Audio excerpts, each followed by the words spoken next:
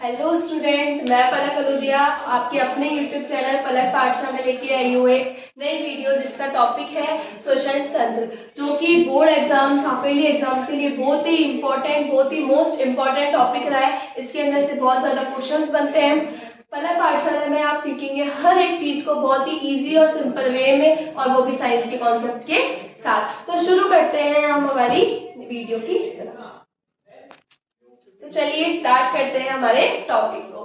सबसे पहले लिखा है कि मानव श्वसन तंत्र। इसका डायग्राम आप सभी के सामने है, हम इसको डायग्राम विद एक्सप्लेनेशन के साथ समझेंगे। सबसे पहले मानव श्वसन तंत्र। सबसे पहले हम इसका पथ पढ़ेंगे कि हमारा जो मानव के अंदर श्वसन पथ होता है वो क्या होता है। तो श्वसन पथ जहाँ हम देख सकते हैं, सबसे पहले हम श्वास को ग्रहण करते हैं नासिका के द्वारा। नासिका को हम प्राथमिक श्वसन अंग कहते हैं। नासिका के द्वारा हम जो श्वास है वो हमारी कहाँ जाती है, नासा ग्रसनी में जाती है। नासा ग्रसनी से मुख ग्रसनी में, मुख ग्रसनी से स्वर यंत्र जिसे वॉइस बॉक्स भी कहते हैं वहां जाती है। नेक्स्ट जाती है श्वास नली में। श्वास नली आगे बढ़ जाकर दोनों फेफड़ों में बट जाती है, जिन्हें हम श्वसनी कहते हैं। श्वसनी के बाद जाती है प्राथमिक श्वसनी में, फिर जाती है द्वितीयक श्वसनी में, फिर जाती है तृतीयक में, फिर लास्ट में अंत में जाती है कुप्पिका में। हमें जैसे कि पता है कि जो मानव श्वसन तंत्र होता है उसकी जो क्रियात्मक और संरचनात्मक इकाई होती है, या फिर हम कह सकते हैं कि फेफड़ों की क्रियात्मक और संरचनात्मक इकाई होती है कुप्पिका, जिसे एल्वोलाई भी कहा जाता है। हम नॉर्मल सबसे पहले डेफिनेशन पढ़ेंगे कि हम श्वसन कहते किसको है, आखिरकार श्वसन की प्रक्रिया होती क्या है। तो श्वसन क्या होता है? श्वसन वह प्रक्रिया होती है जिसमें मानव तथा वातावरण में गैसों, ऑक्सीजन और कार्बन डाइऑक्साइड का विनिमय होता है। इसी प्रक्रिया को हम क्या कहते हैं, श्वसन कहते हैं। जैसे कि हमें पता है वायु जो होती है, वायु को हम हमारी नासा के द्वारा या नाक के द्वारा हम वायु को एंटर करते हैं और वायु को अंदर लेते हैं, तो उसके अंदर हम ऑक्सीजन हमारे अंदर काम आती है और कार्बन डाइऑक्साइड को हम बाहर छोड़ते हैं। कार्बन डाइऑक्साइड को बाहर छोड़ना और ऑक्सीजन को ग्रहण करना ही, इसी प्रक्रिया को हम क्या कहते हैं, श्वसन कहते हैं। नेक्स्ट हम चलते हैं मानव में श्वसन की क्रिया के समापन हेतु विभिन्न अंग मिलकर एक तंत्र का निर्माण करते हैं, इसी तंत्र को हम क्या कहते हैं, मानव श्वसन तंत्र कहते हैं। मतलब कि जो हमारे श्वसन के लिए जो जो अंग काम में आते हैं, उन सभी अंगों को मिलाकर एक तंत्र बनाया जाता है। इसी तंत्र को हम क्या कहते हैं, श्वसन तंत्र। ये पूरा जो श्वसन तंत्र है वो हमारे किस में काम आता है, श्वसन को करने में काम आता है।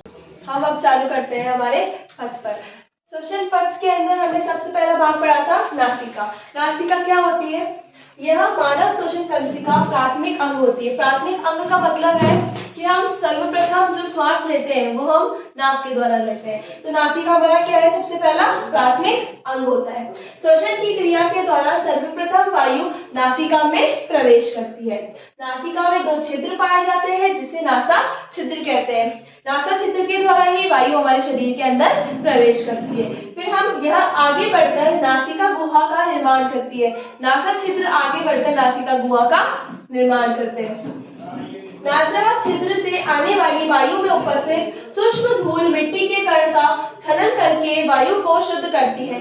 हमारी जो नासिका होती है उसके अंदर रोम और श्लेष्मा की परत पाई जाती है, जिसके कारण नाक से जो वायु अंदर प्रवेश करती है वो नासा छिद्र, वह नासा के छिद्र के अंदर से वायु जो हमारे शरीर में प्रवेश करती है तो उसमें पाए जाने वाले रोम और श्लेष्मा के कारण जो धूल और जो वायु के कण होते हैं वो उसी में ही चिपक जाते हैं, जिसके कारण जो वायु होती है वो शुद्ध हमारे शरीर के अंदर प्रवेश करती है। फिर आती है नासा ग्रसनी। नासा ग्रसनी क्या होती है? नासिका गुहा के पृष्ठ, नासिका गुहा के पीछे वाले भाग में यह एक पाई जाती है। यह एक चमनीनुमा संरचना की होती है, नासा ग्रसनी कहलाती है। इसे हम क्या कहते हैं, नासा ग्रसनी। नासा छिद्र आगे बढ़कर नासा गुहा का निर्माण करते हैं और नासा गुहा आगे चलकर नासिका ग्रसनी में परिवर्तित हो जाती है। फिर आता है नेक्स्ट मुख ग्रसनी। मुख ग्रसनी क्या होती है? मुख से आने वाली वायु को नाक की अपेक्षा स्वच्छ नहीं होती है। यह नासा ग्रसनी के पृष्ठ भाग से लेकर कंठ के अग्रभाग तक विस्तृत होती है। मतलब जब हम मुख से वायु को अंदर ग्रहण करते हैं तो वो इतनी शुद्ध नहीं होती है। क्यों? क्योंकि जब हम नाक से वायु को अंदर लेते हैं तो उसमें रोम होते हैं, श्लेष्मा की परत होती है, जिसके कारण वायु क्या हो जाती है, शुद्ध हो जाती है। लेकिन जब हम मुख से वायु को ग्रहण करते हैं तो वो इतनी शुद्ध नहीं होती, क्योंकि उसमें ना तो कोई रोम होते हैं ना ही कोई उसमें श्लेष्मा की परत होती है। इसलिए लिखा गया है कि जो मुख के द्वारा ली गई जो वायु होती है वो नाक की अपेक्षा शुद्ध नहीं होती है, क्योंकि उसमें कोई ना कोई सूक्ष्म धूल के कारण, सूक्ष्म बैक्टीरिया हमारे शरीर में प्रवेश। अब हम आगे की ओर बढ़ते हैं। अब हम पढ़ेंगे स्वर यंत्र। स्वर यंत्र क्या होता है? यह कंठग्रंथि तथा श्वास नली के मध्य उपास्थि से निर्मित संरचना होती है जो हवा के जाने के कारण ध्वनि उत्पन्न करती है। जैसे कि हमें पता है मनुष्य के अंदर जो आवाज उत्पन्न होती है वो इस वॉइस बॉक्स, जिसे हम कहते हैं स्वर यंत्र, के कारण उत्पन्न होती है। यह एक उपास्थि से मिली हुई खोखली संरचना होती है जिसके कारण जब वायु अंदर और बाहर जाती है और उसके कारण इसमें आवाज ध्वनि उत्पन्न होती है। फिर नेक्स्ट हम पढ़ते हैं श्वास नली। श्वास नली क्या होती है? यह एक 5 इंच लंबी नलिका होती है जिस पर सी आकार के छल्ले लगे हुए होते हैं। एक ये इंपॉर्टेंट बात कि सी आकार के छल्ले क्यों लगे हुए होते हैं? यह श्वास नली को एक दूसरे से चिपकने से रोकते हैं, इसी कारण इस पे सी आकार के छल्ले लगे हुए होते हैं। फिर हम पढ़ेंगे कि आगे श्वास नली जो होती है वो आगे बढ़कर दोनों फेफड़ों में अलग अलग बट जाती है, जिन्हें हम क्या कहते हैं? श्वसनी कहते हैं। श्वसनी, अब श्वसनी के बारे में पढ़ेंगे कि श्वसनी क्या होती है। श्वसनी वक्ष गुहा में प्रवेश करके छोटी छोटी नलिकाओं में बट जाती है। जब श्वसनी पहले बढ़ती है तो उसे हम कहते हैं प्राथमिक श्वसनी। जो नलिका थी, जो श्वास नली थी, श्वसनी, श्वास नली जाके श्वसनी में बढ़ती है। श्वसनी जो होती है दोनों फेफड़ों में जाके अलग अलग छोटी छोटी नलिकाओं में बट जाती है, जिन्हें हम प्राथमिक श्वसनी कहते हैं। प्राथमिक श्वसनी और अधिक विभाजित होती है और प्राथमिक से बाद द्वितीय श्वसनी का निर्माण करती है और द्वितीय श्वसनी और छोटी छोटी नलिकाओं में विभाजित होती है, जिसे हम तृतीय श्वसनी कहते हैं। तृतीय श्वसनी जो होती है उनके अंतिम सिरों पर गुब्बारे नुमा संरचना लगी होती है, जिसे हम क्या कहते हैं? कुप्पिका। कुप्पिका जो होती है ये एक फेफड़ों की या कह सकते हैं श्वसन तंत्र की क्रियात्मक और संरचनात्मक इकाई होती है। अब हम इसी चीज को हम डायग्राम से समझेंगे। जैसा हमने पढ़ा कि जो हमारी वायु होती है वो नासा द्वार के द्वारा हमारे शरीर में प्रवेश करती है। तो जब हम जैसे जैसे हम सांस लेंगे तो वो कहाँ से आएगी? नासा द्वार से हमारे नासा गुहा में प्रवेश करेगी। नासा गुहा के बाद ये जो पीछे वाला भाग होता है इसे हम कहते हैं नासा ग्रसनी। ये होती है नासा ग्रसनी। नासा ग्रसनी जब नाक से सांस लेंगे तो वो कौन से कहाँ जाएगी? नासा ग्रसनी में। फिर हम मुख गुहा, मुख से जब वायु को ग्रहण करेंगे वो कहाँ जाएगी? मुख गुहा में। मुख गुहा से होती हुई मुख ग्रसनी के अंदर जाएगी। मुख ग्रसनी आगे बढ़ती है, फिर आती है कंठ ग्रसनी जो हमारा स्वर यंत्र बना होता है। ठीक है, ये स्वर यंत्र होता है जिसे हम वॉइस बॉक्स कहते हैं। स्वर यंत्र का काम होता है ये उपास्थि से मिलकर बना होता है और ये क्या काम करता है? आवाज को उत्पन्न करने का। फिर जो होती है ये उपास्थि से मिलकर सी आकार के छल्ले की संरचना होती है, इसे हम क्या कहते हैं? श्वास नली कहते हैं। फिर श्वास नली आगे जाकर दो भागों में बढ़ गई, एक भाग ये वाला, एक भाग ये वाला। ये वाला भाग है ये क्या कहलाएगा? श्वसनी। श्वसनी हम पढ़ चुके हैं। फिर हमने पढ़ा कि श्वसनी जो होती है वो आगे छोटी छोटी नलिकाओं में बढ़ जाती है। पहले ये बटी तो इसे हम कहेंगे प्राथमिक श्वसनी, वापस से बटी इसे हम कहेंगे द्वितीय श्वसनी, फिर और छोटी छोटी भागों में बटी इसे हम कहेंगे तृतीय श्वसनी। फिर तृतीय श्वसनी के अंतिम सिरों पर ये जो गोल गोल संरचना दिखती है ये अंतिम सिरे होते हैं। इन अंतिम सिरों पर गुब्बारे नुमा संरचना होती है जिसे हमें बड़ा करके यहाँ दिखाया गया है।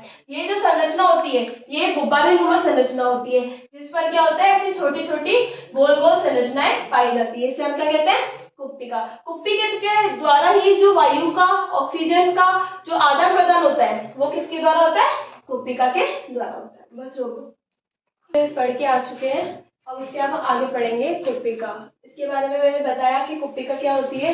यह मानव शरीर की क्रियात्मक और संरचनात्मक इकाई होती है जो कि फेफड़ों में पाई जाती है, जिसे हम श्वसन तंत्र की भी क्रियात्मक और संरचनात्मक इकाई कहते हैं। अब हम आगे पढ़ेंगे कुप्पिका। कुप्पिका होती क्या है? सबसे पहले हम ये पढ़ के आए कि श्वास नली या श्वसनी के अंतिम सिरों पर गुब्बारे नुमा संरचना पाई जाती है जिसे हम क्या कहते हैं? कुप्पिका कहते हैं। इसी के द्वारा ही ऑक्सीजन और कार्बन डाइऑक्साइड का आदान प्रदान होता है, इसे हम क्या कहते हैं? कुप्पिका कहते हैं। ये हम बात पढ़ के आए कि जो ब्लड के द्वारा ऑक्सीजन कार्बन डाइऑक्साइड को लेना और ब्लड के अंदर ऑक्सीजन को छोड़ने का काम कौन करती है? कुप्पिका करती है। ये कि जो तृतीय श्वास नली के अंतिम सिरों पर पाई जाती है इसे हम क्या कहते हैं? कुप्पिका कहते हैं। यह गुब्बारे नुमा संरचना होती है। फिर हम आगे पढ़ते हैं फेफड़े। फेफड़े क्या होते हैं? मानव में एक जोड़ी फेफड़े पाए जाते हैं जो कि गुलाबी, हल्की गुलाबी रंग के होते हैं। एक जोड़ी फेफड़े पाए जाते हैं जो पसलियों में सुरक्षित होते हैं, जैसे कि हम इस भाग में देख सकते हैं। ये जो पार्ट है ये क्या है? पसलियां। मानव के अंदर कितनी पसलियां पाई जाती है? 24। तो 12, एक तरफ 12 और एक तरफ 12, जो क्या करती है? इन फेफड़ों को क्या करती है? सुरक्षा प्रदान करती है। ये हमारे फेफड़े हल्के गुलाबी रंग के होते हैं, ये पेशियों से निर्मित संरचना होती है। फिर हम पढ़ेंगे डायाफ्राम, ये इस टॉपिक का लास्ट टॉपिक है। इसके अंदर हम पढ़ेंगे यह क्या वक्ष तल के पृष्ठ भाग पर स्थित होता है, जो कंकाल पेशियों से निर्मित होता है। ये एक थैलीनुमा संरचना होती है। ये जो अंतिम सिरा होता है, ये वक्ष गुहा के अंतिम भाग पर पाया जाने वाला इस भाग को हम क्या कहते हैं, डायाफ्राम कहते हैं। डायाफ्राम क्या करता है, पेशियों से निर्मित होता है और ये एक थैलीनुमा संरचना होती है। जब हम वायु को ग्रहण करते हैं तो ये फैल जाता है, और जब हम कार्बन डाइऑक्साइड गैस को बाहर निकालते हैं तो ये संकुचित हो जाता है, जिसके कारण कार्बन डाइऑक्साइड गैस बाहर निकल जाती है। इसी प्रकार हम पूरे श्वसन तंत्र को पढ़ के आए कि नासा गुहा से लेकर डायाफ्राम तक और कुप्पिकाओं के द्वारा हम कैसे गैसों का आदान प्रदान करते हैं। तो इस वीडियो के में इतना ही, आगे पढ़ेंगे नेक्स्ट वीडियो में। Thank you. आपको हमारी वीडियो पसंद आई है तो वीडियो को लाइक एंड कमेंट करें और हमारे चैनल को सब्सक्राइब करें और उन व्यक्तियों के साथ, उन स्टूडेंट के साथ शेयर करें जिसको इसकी सबसे ज्यादा जरूरत है। और इसी प्रकार की और अधिक वीडियोस के लिए बने रहिए हमारे अपने चैनल पलक पाठशाला पर। Thank you so much.